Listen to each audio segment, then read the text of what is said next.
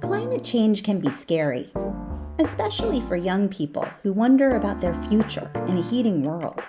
But over the past year, we've traveled around the globe talking to young people about what they are doing in the face of climate change. And we found a ton of hope and progress in the climate generation. We've met innovators, conservationists, activists, regenerators, challengers, adapters. There are big challenges ahead, but there are also big hopeful transformations underway. Our series about the climate generation's revolution will look at all of this. Read it in the Christian Science Monitor.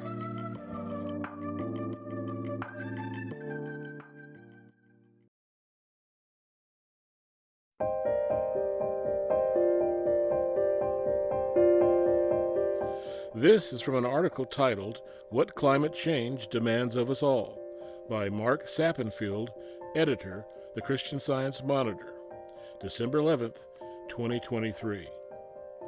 Nearly 2 centuries ago, the Industrial Revolution reshaped human lives in a way the world has never seen before. New machinery changed the trajectory of what societies could accomplish. New tools have since given humans extraordinary power over their environment. We could essentially remake our world as we saw fit, and so we did. Now the planet is telling us that in our exuberance we went too far.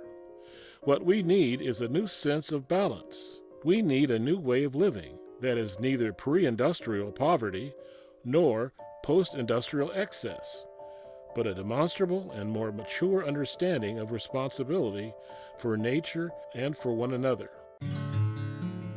For the last 2 months of 2023, the Christian Science Monitor ran a series of articles under the banner of The Climate Generation, Born into Crisis, Building Solutions.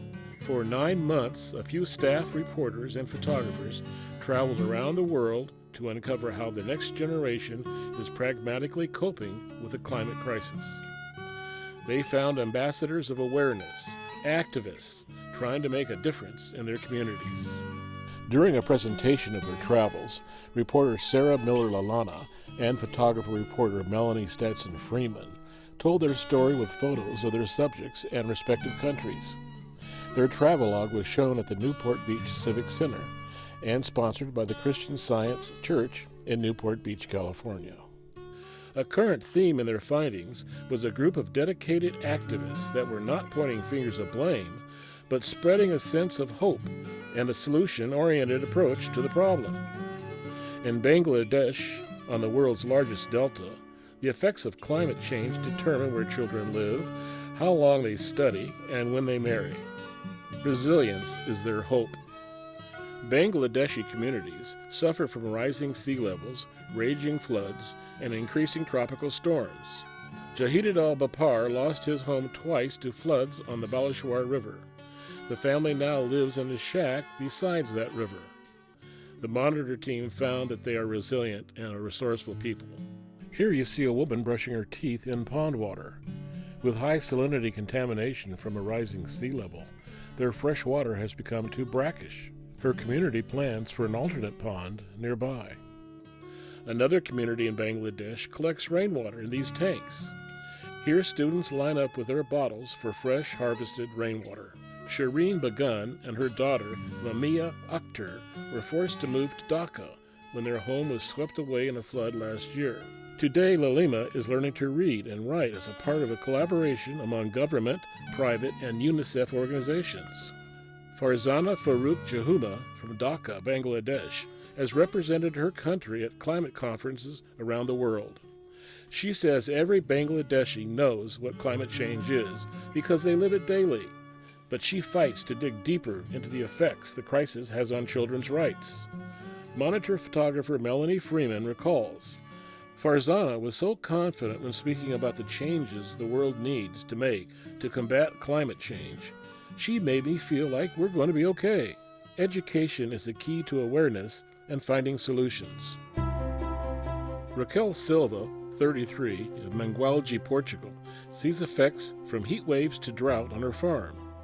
Originally, she and her family were living in Toronto, but decided to leave that fast-paced city and move back to her rural hometown in Portugal. She thinks regenerative farming builds resilience to climate change. By rebuilding soils' natural fertility, regenerative farming can sequester carbon, a potential climate solution. And she says her customers don't mind paying extra for her small farm's better-tasting food.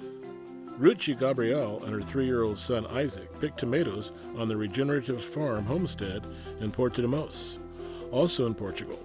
Young people starting urban farms find they waste less food locally compared to bigger operations, and they create community around shared values.